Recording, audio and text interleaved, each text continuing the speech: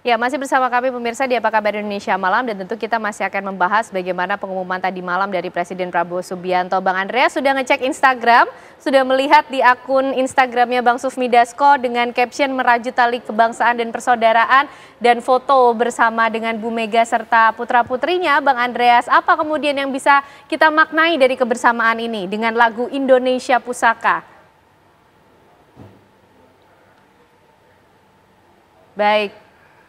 Baik, kita masih akan coba perbaiki hubungan komunikasi dengan Bang Andreas Pariera. Bang Hensat, dengan adanya foto ini apakah kemudian semakin memperkuat spekulasi publik, ini bentar lagi koalisi nih PDI sama Gerindra? Iya, kan tadi saya sudah katakan ya bahwa Gerindra sampai hari ini tidak mengambil kenikmatan yang dimiliki oleh PDI Perjuangan.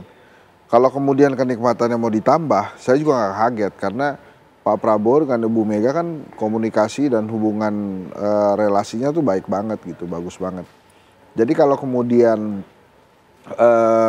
akan berkoalisi, saya nggak kaget. Tapi justru yang jadi pusat perhatian saya itu, kalau Ken saksikan di Instagramnya Mbak Puan, itu justru beberapa kali memposting kebersamaan dan hubungan yang sangat erat antara Mbak Puan dengan Mas Nanan, Prananda Prabowo.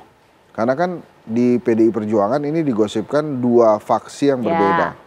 Justru Mbak Puan menampilkan sosok ya dengan kakaknya, tapi mesra banget gitu, nyium pipi. Artinya solid gitu internal, apa Ibu gimana Bang Mega Hensat? gitu, iya sangat internal, sangat solid digambarkan secara internal.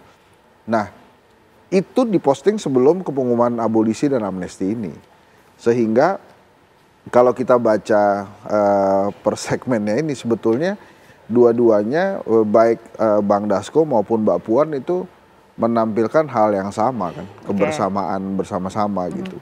Tadi saya sudah jelaskan kalau Bang Dasko mungkin bahasa sederhananya pemilu udah selesai nih. Udahlah kita sekarang bangun Indonesia bareng-bareng gitu ya. Apalagi setelah diumumkan amnesti dan abolisi ini gitu. Walaupun tadi saya katakan kan ini ada urusan reputasi juga menuju 2029 yang dilakukan oleh Pak Prabowo gitu. Oke, Bang Andreas sudah bergabung lagi ya bersama kita ya. Bang Andreas juga sudah mengecek langsung Instagramnya Bang Sufmi Dasko dan juga Mbak Puan. Bang Andreas sama-sama mengupload soal kebersamaan dengan background lagu Indonesia Pusaka. Ini semakin mesra, ini kenikmatan politiknya semakin ditambah dengan PDIP masuk dalam pemerintahan Pak Prabowo. Seperti itukah Bang Andreas? Ya, saya kira apa yang disampaikan itu juga baik di Instagram Mbak Puan maupun di Instagram Pak Dasko menunjukkan bahwa adanya hubungan yang baik antara para elit politik ini gitu. Bahwa soal keberadaan di pemerintahan ya sampai sekarang, dan saya kira pemerintahan ini sudah berjalan dan PDI Perjuangan ada di luar kabinet, tapi ya kita memberikan kontribusi melalui keberadaan kita tidak di dalam kabinet gitu. Dan itu saya kira hal yang juga dibutuhkan di dalam proses pemerintahan berjalan ini gitu. Dan selama ini ya kemarin juga di dalam BIMTEK disampaikan secara tegas oleh Ibu Ketua Umum bahwa kita tidak mengenal yang namanya koalisi dan oposisi, tetapi ya kita ada di dalam suatu sistem yang pemerintahan di mana ya PDI Perjuangan ada di luar pemerintahan, tetapi ya kita memberikan kontribusi dengan ya termasuk juga memberikan pandangan-pandangan kritis terhadap jalannya pemerintahan. Dan saya kira beberapa kali respon dari Pak Prabowo pun sangat positif berkaitan dengan itu, bahwa adanya perlunya dukungan dari pihak yang berada di luar pemerintahan, dalam hal ini PDI Perjuangan, melalui pandangan-pandangan yang kritis terhadap pemerintahan. Oke, artinya instruksi dari Ketua Umum PDIP Bu Mega ya juga tidak semua yang itu berpikiran yang sama gitu dengan apa yang dikehendaki oleh Presiden gitu, sehingga pandangan-pandangan kritis ini tetap dibutuhkan oleh Pak Prabowo sebagai Presiden yang mengendalikan jalannya pemerintahan. dan melalui jalinan hubungan ya secara personal yang baik antara para elit ini, proses itu bisa dilakukan. Dan inilah sistem di Indonesia yang kita bangun selama ini. Oke, jadi instruksi Bu Mega untuk mendukung pemerintahan Presiden Prabowo itu tidak serta-merta juga harus bergabung dalam pemerintahan, begitu ya Bang Andreas ya? Tidak seperti itu. Itu interpretasi yang saya kira tidak pas gitu. Okay. Bahwa bergabung di dalam pemerintahan yang diartikan dalam masuk di dalam koalisi dan kemudian menjadi bagian, itu bukan itu maksudnya, tetapi memberikan dukungan pada pemerintahan termasuk memberikan pandangan-pandangan kritis terhadap proses pemerintahan gitu. Karena juga itu yang dibutuhkan oleh Presiden, oleh pemerintah ini gitu.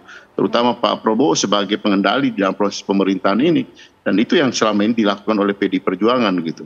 Oke, baik Bang Habibur Rahman, soal pengumuman pemberian amnesti khususnya ke Pak Hasto Kristianto ini kan timingnya kemudian menjadi menarik ya dilihat oleh publik. Ya, ini biasa dilakukan menjelang hari kemerdekaan 17 Agustus, tapi kemudian juga bersama dengan BIMTEK ataupun Kongres dari PDIP, dari Gerindra juga melihatnya kalau ini upaya merangkul tapi tidak bergabung di dalam pemerintahan, gimana Bang Habib? Ya nggak ada masalah ya, sebetulnya kita ini kan sedang dalam proses juga merumuskan apa itu koalisi. Sejauh ini yang namanya koalisi itu menurut saya baru konkret itu kan menjelang pemilihan, sesaat setelah pemilihan, ya kan, itu kan kepentingan pencalonan, kuota kursi dan lain sebagainya, lalu pembentukan kabinet ya di pemerintahan. Setelah itu saya pikir secara alami ya para pemimpin kita, pemimpin partai-partai politik itu menunjukkan kelasnya. Ya, bahwasanya memang kita nggak bisa bertengkar terus setelah lewatnya pemilu, kayak kata Bung Hensat ya, nggak ngapain kita nggak produktif bagi bangsa kita juga, dan nggak produktif bagi masing-masing partai. Ya, lebih baik kita lakukan sebisa mungkin dengan peran masing-masing untuk bekerja sama, mau nggak mau begitu. Dan itulah yang secara alami terjadi hingga saat ini. Kita lihat teman-teman PDI Perjuangan, walaupun nggak ada di kabinet, ya. Tapi apalagi dukungan terhadap kebijakan-kebijakan pemerintah yang baik itu maksimal gitu loh. Okay.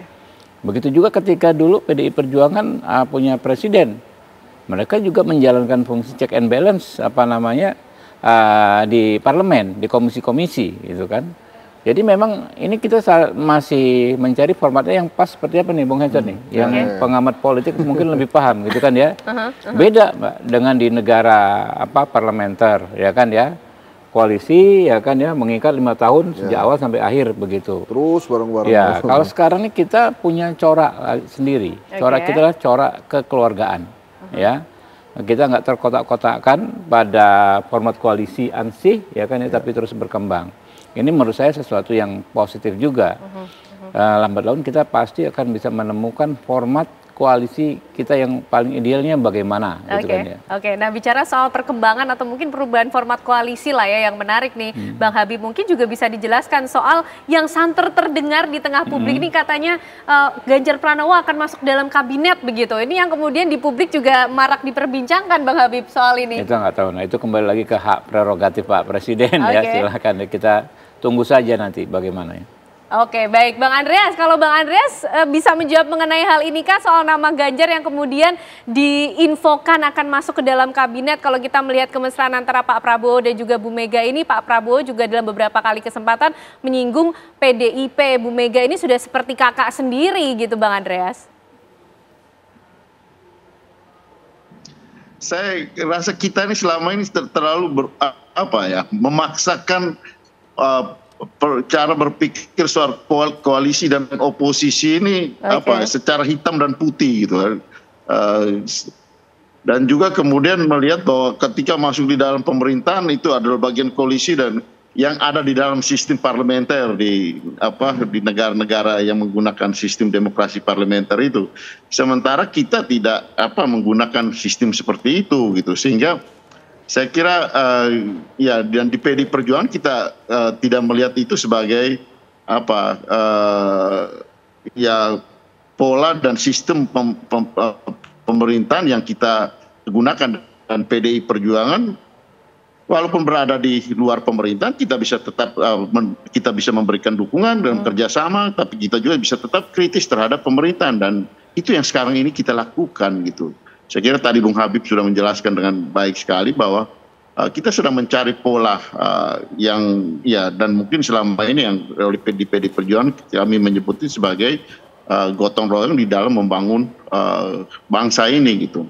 Oke, baik Bang Hensrat, mungkin menutup nih soal perkembangan pola pemerintahan di Indonesia ini, formatnya akan seperti apa kalau misalnya memberikan dukungan tapi tidak bergabung di dalam pemerintahan, lalu kira-kira akan ada kenikmatan politik lain tidak sih yang disajikan oleh Pak Prabowo, Bang Hensrat? Istilahnya dipakai Ken. Ya, apa yang disajikan Pak Prabowo kan udah demikian gitu. Masukan kritis dari PDI Perjuangan ya disampaikannya di legislatif pada saat Mbak Puan yang memimpin itu. Di eksekutif mitra-mitranya harus bertemu dengan perwakilan PDI Perjuangan. Apakah ada masukan kritis? Ya kita masih ingat lah bagaimana kader PDI Perjuangan, anggota legislatif Pak Durianto ya mempertanyakan tentang gimana sih bisnis plannya Koperasi Merah Putih itu. Jangan sampai nanti jadi rugi terus tutup gitu kira-kira lah. Nah itu kan sebuah masukan kritis yang bagus sekali bahwa ada program flagshipnya Pak Prabowo yang harus dijaga juga. Kan pertanyaan itu kan sebenarnya pertanyaan masuk akal kalau para pebisnis itu kan. Jadi hal-hal seperti itu mungkin model-model yang bisa dilakukan. Jadi artinya tidak langsung serta-merta memberikan ultimatum-ultimatum keras gitu dalam pemerintahan ini. Nah, apakah kemudian nanti PDI Perjuangan akan bersama Gerindra dalam kabinet nantinya?